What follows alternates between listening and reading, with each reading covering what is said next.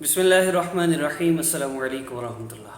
آج کی ویڈیو میں آپ کو مال و دولت کے حوالے سے، مال و دولت کی فراوانی کے حوالے سے میں بہت سی امپارٹنٹ باتیں، صرف 3 باتیں جو نبی علیہ الصلوۃ والسلام نے ایک صحابی کو فرمائی، اللہ رب العزت نے ان کو مالا مال فرما دی کہ میں بتاؤں گا، لیکن اس سے پہلے میں آپ کو ایک واقعہ سناؤں گا۔ ایک بندہ کا یہ یقین تھا کہ اللہ جو بھی کرتا ہے اس میں خیر ہوتی ہے۔ اب اللہ کی شان دیکھیں، ایک دن اس کا گدھا مر گیا، بیوی بڑی پریشان، اس نے بیوی کو تسلی دی کہ اللہ رب العزت جو بھی کرتے ہیں اس میں بندے کے لیے خیر ہوتی ہے۔ وہ بیچاری چپ کر گئی۔ اگلے دن کتا مر گیا، بیوی نے پھر کہا دیکھو کسی نے کچھ کر دیا ہے، کسی دشمن کا کچھ کیا درا ہے، کوئی جادو ٹونا کرا ہے، کوئی نہ کوئی مسئلہ ہے ہمارے ساتھ۔ ان کا اللہ کی بندی ایسی باتیں نہیں سوچتے، ایسا نہیں سوچتے، اللہ رب العزت جو چاہتے ہیں وہی ہوتا ہے اور اس میں خیر اور برکت ہوتی ہے۔ اگلے دن گزرے، 2 دن تو ان کا مرغا بھی مر گیا۔ اب تو بیوی کو بڑا غصہ آیا، کہتے ہو اس میں خیر ہوگی، ہماری ہر چیز مرنے میں خیر ہے، گدھا مر گیا تو خیر، کتا مر گیا تو خیر، اب مرغا مر گیا تو بھی خیر۔ تو کہنے لگی اب پھر تیری باری ہے یا پھر میری باری؟ اس نے کہا اللہ کی بندی اس میں بھی خیر ہی ہوگی۔ وہ چیختی چلاتی رہی جس طرح بیویوں کا کام ہے۔ اللہ اکبر، بیویوں کا کام ہے چیخنا چلانا، برداشت کرنا پڑتا ہے، بچے بھی تو چیختے ہیں۔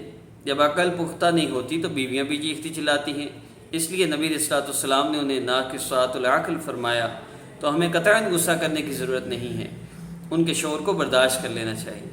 2-3 دن گزرے، رات کو یہ میاں بیوی سوئے تو اس گاؤں کا کچھ قبیلہ والوں کے ساتھ دشمنی کا معاملہ تھا، جوانوں کو قتل کر دیا، عورتوں کی عزت لوٹی، اسے عزتیں لوٹی، پوری بستی کو تباہ و برباد کر دی۔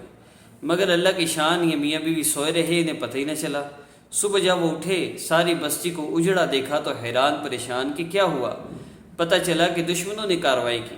کچھ دن کے بعد کسی نے دشمنوں کی بات پہنچائی کہ تم نے پورے گاؤں والوں کو لوٹ مارا، مار ڈالا، لیکن 2 میاں بیوی تو بچ گئے۔ انہوں نے کہا اصل وجہ یہ تھی کہ ہم نے جب ادھر حملہ کیا تو کسی گھر میں سے گدھا بولا، کسی گھر میں سے کتا بولا، کسی میں سے مرغا بولا، تو جدھر سے کوئی بولتا رہا ہم سمجھتے رہے کہ ادھر گھر والے ہیں، ہم ان کو ختم کرتے گئے۔ ادھر سے کوئی آواز ہی نہیں آئی، ہم نے سمجھا کہ شاید گھر والے بھاگ گئے، اس طرح ان کی جانیں بچ گئیں۔ اندازہ لگائیے جو کچھ اللہ رب العزت کرتے ہیں اس میں کوئی نہ کوئی خیر پوشیدہ ضرور ہوتی ہے، خواہ بندے کی عقل وہاں تک پہنچے یا نہ پہنچے۔ اللہ رب العزت سے مال و دولت کی فراوانی مانگنی ہے، اعمال کرنے ہیں، ہمارا کام اللہ رب العزت سے مانگنا ہے۔ اور حدیث مبارکہ کے مطابق جو بندہ رب تعالیٰ سے نہیں مانگتا اللہ تعالیٰ اس سے ناراض ہو جاتے ہیں۔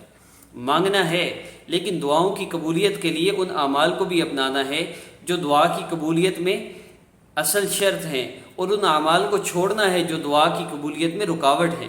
اگر آپ جاننا چاہتے ہیں کہ کون سے اعمال دعا کی قبولیت میں افیکٹو ہیں اور کون سے دعا کی قبولیت نہ ہونے میں رکاوٹ بن رہے ہیں، تو اس ویڈیو کے ڈسکرپشن میں دعائیں قبول نہ ہونے کی بیسک وجہیں یا دعائیں قبول ہونے کی بیسک انسٹرکشنز، اس میں دعا کی ارکان کیا ہیں، دعا کی شرائط کیا ہیں، کون سے اعمال نہیں کرنے، کن آداب کے ساتھ دعا کرنی ہے، وہ سارا اس 10 منٹ کی ویڈیو میں نے بتایا ہے۔ آپ اس ویڈیو کو ضرور دیکھ لیجئے گا اور اس کے بعد آپ یہ عمل کیجئے گا، تو مجھے اللہ کی ذات سے یقین ہے انشاءاللہ بندہ اللہ کے سے جیسا گمان رکھتا ہے اللہ ویسا فیصلہ فرماتے ہیں۔ آپ بھی گمان رکھیں کہ اللہ آپ میرا مسئلہ آپ ضرور حل فرما دیں گے۔ میں ان آداب کے ساتھ دعا کرنے لگی ہوں۔ پھر آپ نے کیا کرنا ہے، یہ عمل کر لینا ہے، اس عمل کو، اس ویڈیو کو دیکھنے کے بعد ان شرائط کے مطابق اس عمل کو کر لیجئے۔ انشاءاللہ رب تعالیٰ سے مانگتے رہیے، 3 دن کے اندر آپ خیر و برکتیں اپنی زندگی میں دیکھیں گے۔ یاد رکھیے مال کا بڑھ جانا یہ کثرت ہے، برکت نہیں۔ کثرت میں مال پورا نہیں ہوتا، کوئی نہ کوئی مسئلہ بن جاتا ہے، برکت والا مال تھوڑا بھی پورا ہو جاتا ہے۔ اللہ سے مانگیے، کثیر بھی مانگیے لیکن برکت والا مانگیے۔ اب بات کرتے ہیں عمل کی، تو عمل کیا کرنا ہے؟ عمل عشاء کی نماز کے بعد، تہجد کے وقت یا فجر کے بعد کرنا ہے۔ اگر ان 3 اوقات میں آپ کو ٹائم نہ ملے تو پھر عصر کی نماز کے بعد بھی آپ کر سکتے ہیں۔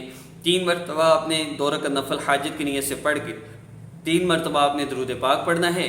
اس کے بعد آپ نے اللہ رب العزت کے اسماء مبارکہ یا رزاق یا اللہ یا غنی یا اللہ، ان دو اسماء مبارکہ کو پکارنا ہے اللہ کو، یا رزاق یا اللہ، یا غنی یا اللہ، اللہ رب العزت کو پکاریے۔ 33 مرتبہ ٹوٹل تعداد ہے، 33 مرتبہ سے پہلے دل کی کیفیت بدلے، سٹارٹ میں اور ہوتی ہے، جب آپ یوں اللہ کو پکاریں گے نا آپ کے دل کی کیفیت بدلے گی، تو 33 مرتبہ تک دل کی کیفیت بدل جائے تو 33 مرتبہ مکمل کر کے دعا کر لیں۔ اگر کیفیت نہ بدلے تو 33 کے بعد اس وقت تک ذکر کیجئے جب تک دل کی کیفیت نہ بدلے، جب کیفیت بدلے تو یہ قبولیت کا وقت ہے، دعا کر لیجئے۔ نبی علیہ السلام نے ایک صحابی سے فرمایا جس کا مفہوم ہے جب تم دعا کرو اللہ کی تعریف بیان کرو، اس کے بعد مجھ پہ درود پاک پڑھو، اس کے بعد پھر جو چاہے مانگ لو، آخر میں پھر درود پاک ضرور پڑھیے گا۔